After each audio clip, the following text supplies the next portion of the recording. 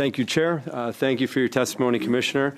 In Section 10.4 of Bill C-15's Division 23, so this proposed data mobility framework, it's intended to grow out of regulation. In other words, it'll be bureaucrats, not parliamentarians, who have oversight over its development.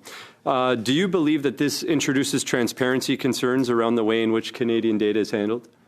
Well, I believe that my office should be consulted in the development of those regulations, and that's why I'm setting out my expectation here, and as I did in the other place when I appeared to discuss this. I think that the legislation provides for the frameworks and the important topics and safeguards and parameters and specifying organizations and exceptions. And so my role in this, and I will be reaching out to the government to make sure that, and I expect this to not be an issue, that my office be consulted. Do you think that transparency might be enhanced by amending the legislation to allow for provisions of the data mobility framework to be statutorily established? That's a decision for Parliament to make. Certainly, there is always a balance between having elements in legislation, more debate and more parliamentary accountability. Some elements in regulation allows faster development, more adaptation. And so it's up to Parliament to strike the right balance. In this instance, I do not have concerns with the way it is provided. However, this is based on my expectation that the government will consult with my office in the drafting. Do you think that the overall transparency and potentially the efficacy of the legislation could be strengthened by requiring the regulations that are governing the data mobility framework to be published before they come into force, perhaps? Publishing before coming into force and consulting with industry and consulting with the regulator. I think the more we do those things, the more awareness industry and Canadians have, and so they can prepare for the implementation and they can provide their feedback. So what to you do you think are the chief challenges with developing this framework through regulation outside of the immediate focus of the Canadian public? Well, I think the challenge is in making sure that you have something that will work for Canadians, work for industry, that it allows key elements, and we see some of that in the bill in terms of consumer banking, in terms of consent, in terms of safeguarding, in terms of making sure that if there is a privacy breach, that is reported quickly to the authorities, to the regulator. There's a big element of a role for the Bank of Canada in terms of the banking sector to approve entities and to report breaches. And I think it's going to be important for the Bank of Canada and my office and other affected entities and regulators to work together. And I look forward to doing that. Thank you, Commissioner. I'm going to switch over to, in your testimony, you were talking about deepfakes. Now, the government's introduced legislation, Bill C-16. It's intended to criminalize the creation of and distribution of intimate deepfakes. At the same time, we have experts like Susie Dunn, Assistant Professor of Law at the University of Dalhousie, who have warned the bill's definition of deepfake may be too narrow to capture much of the harmful content currently circulating online. That includes platforms like X. As the committee prepares to undertake a study on artificial intelligence more broadly, what recommendations would you offer us to ensure that legislation more effectively protects Canadians' privacy and potentially provides meaningful recourse for victims that have already experienced non-consensual AI intimate images? Well, my overall recommendation is to modernize PIPEDA, modernize private sector privacy legislation. That is a mandate of this committee. That is an area where Minister for AI has said publicly that the government looks to introduce at some point a modernized legislation. There were attempts in the past. And my main message is we need to modernize and we need to give my office enforcement authorities. This is a major gap in the enforcement regime where I can only issue recommendations. I cannot issue orders and I cannot issue fines. And we are standing out amongst international partners in this respect. So that is an easy fix that Parliament can do. There are other elements that need to be modernized as well. But that would give me the enhanced tools that I need. In the meantime, I have been and will continue to use the existing tools to deal with those issues. That's what I did in dealing with Pornhub. That's what I am doing in dealing with the investigation of X and the deepfakes. But the fact remains that I cannot issue orders at the end of those investigations. So I understand that XAI has recently indicated it'll geo-block content where it violates laws of a particular jurisdiction. However, there are many who would argue that that response comes after significant harm has already occurred and that victims of intimate deepfakes continue to live with the consequences long after content is removed or restricted. So simply from a privacy and victim protection perspective, what's it say about the adequacy of current regulatory approaches that often rely on reactive enforcement rather than preventative safeguards? Well, certainly, I won't say too much in terms of X because I've launched my investigation last week. We're going to proceed swiftly on it, and we're going to use the tools, and we're going to draw our conclusions on it. I think the challenge, if I look to our concluded investigation of Pornhub on a similar related issue of online-based abuse and sharing intimate videos without the consent of individuals in the context of revenge porn and other types of situations, we investigated. We made a finding that this breached privacy law. We made strong recommendations that there needed to be a solution from now on, forward-looking. But what do you do with what has already been posted? So we wanted this to also be taken down. We wanted the takedown mechanisms to be faster, to be user-friendly. The company refused to do that. And now we are in federal court trying to enforce this, but it is slow and expensive. And in the meantime, those images continue to be available. So that's where amending PIPEDA and giving my office order-making powers and the ability to issue or recommend fines would have a much more immediate remedy, which could then be challenged in front of the court. So that's the challenge. You're often going to have responsive complaints or proactive complaints in the context of Grok. I initiated it myself. But what's important is that once those are concluded, you get a real and meaningful remedy if there's been a violation. Thank you. Thanks very much, Mr. Guglielmin. For being here today. Appreciate you answering our questions. The new data mobility, is mine on? Okay. The new data mobility framework is meant to make it easier for people to switch services and increase competition.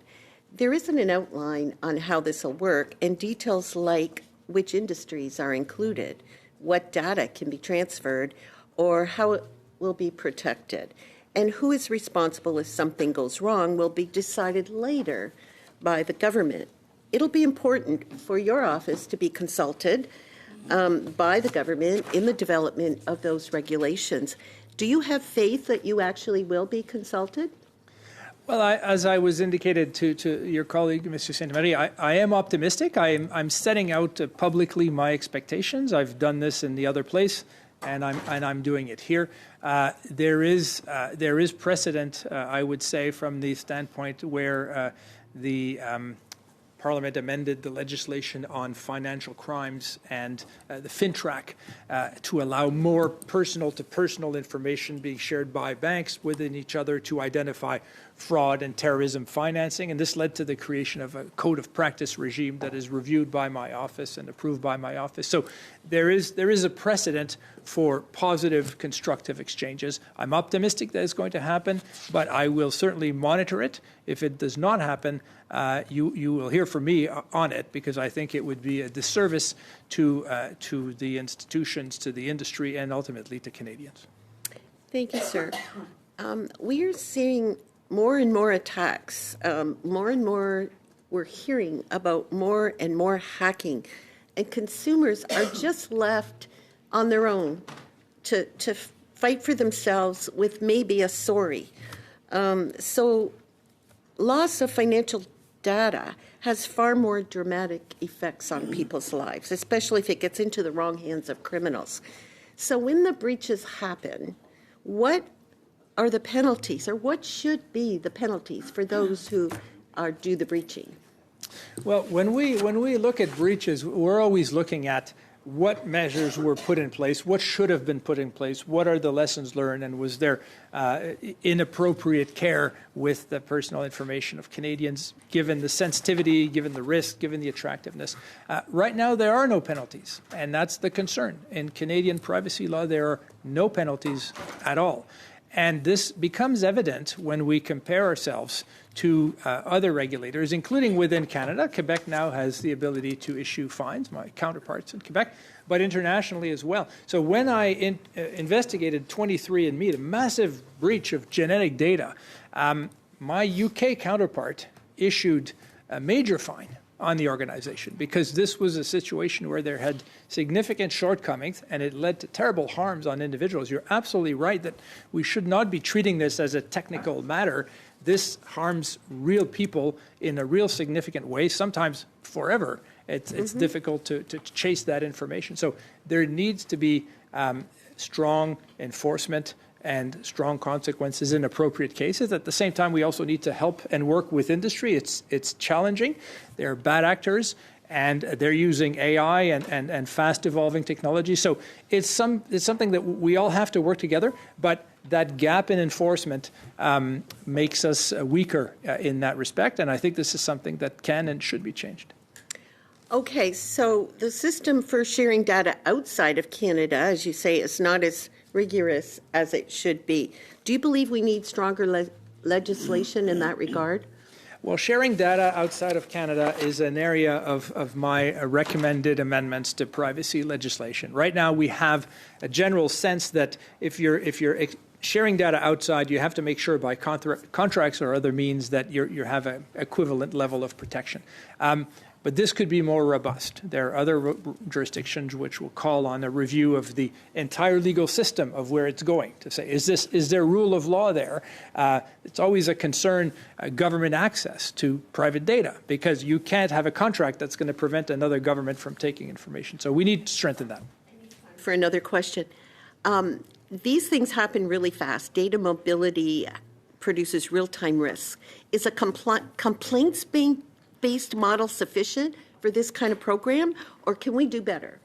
Well, it's not sufficient, and that's why we need multiple tools. So my preference is to do proactive action, to do education, to have frameworks, to have good regulation that is going to help industry do what's necessary, to have quick reporting if there's a breach, to have early compliance letters. I dealt with a big breach at Power School of information, and we got the organization to commit very quickly early on to fixing it without the need for a long investigation.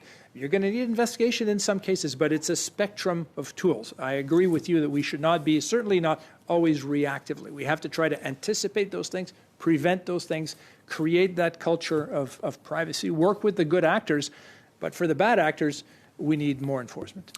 Thank you very much, Ms. Borelli. Mr. Okay, thank you, Mr. Chair. Thank you to our witnesses. You've provided some very valuable information. You know, I have a German Shepherd dog that does investigations very quickly and issues his report swiftly, and he has the ability to escalate. You're telling me you're missing the ability to escalate. You issue reports, what happens? Well, that's right. So I issue a report and I make recommendations if there's been an infringement of legislation. And we work with the respondents to say, we want to bring you into compliance. So here is what we think you should do. And in many cases, I'm happy to say, in many cases, the organizations will agree to our recommendations. They'll implement it, and then we can say this was well-founded and resolved, or conditionally resolved. That's the goal, unless it's not well-founded. And that even happened in the TikTok investigation, where they agreed to all of our recommendations. So that's a good news story. But in some cases, there is no agreement, like in the Pornhub investigation, where the organization refused to require the express consent of all individuals whose intimate images are posted, and refused to have a takedown mechanism that was at the level that we felt would be user-friendly and quick enough. So then we have to take the matter to federal court. And it's different from an appeal. We have to prove the case from the beginning. So we have to starting from scratch. And then the federal court will make its decision, has there been a breach or not?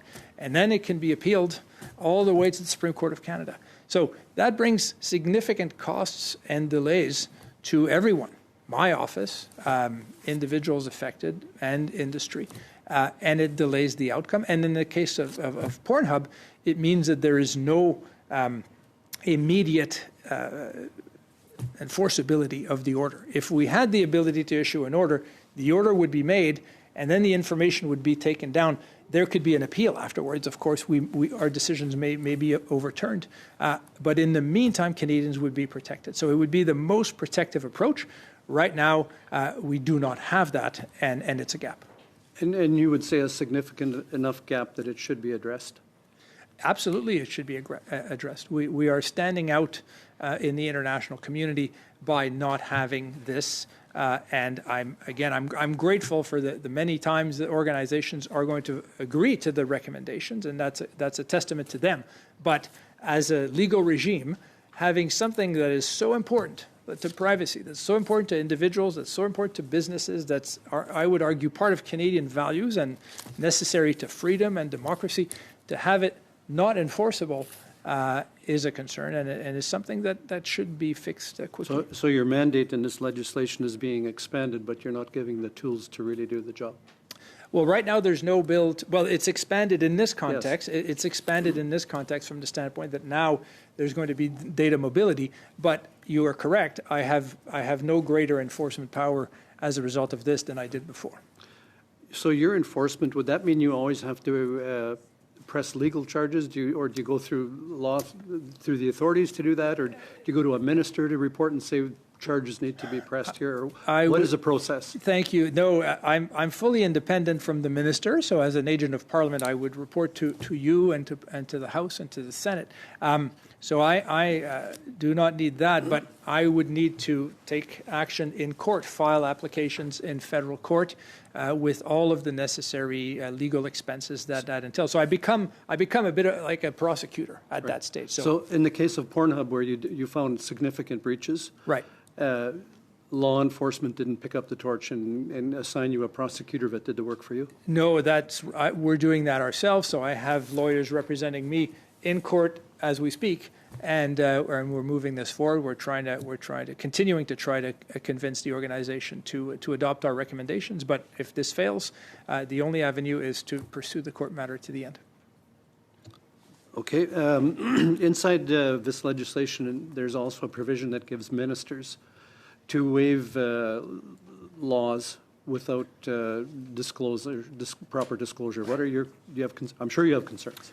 Right. Well, this Just is about 30 seconds, Commissioner, if you can. Yeah. So this is meant to allow testing and testing of technology and innovation, and giving that suspension of legislation. So we see this in certain regime in terms of having sandboxes.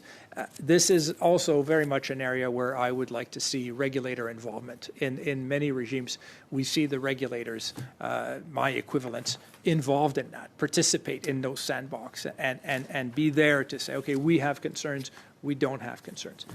That's not present in this current form. Thank you, Mr. Falk.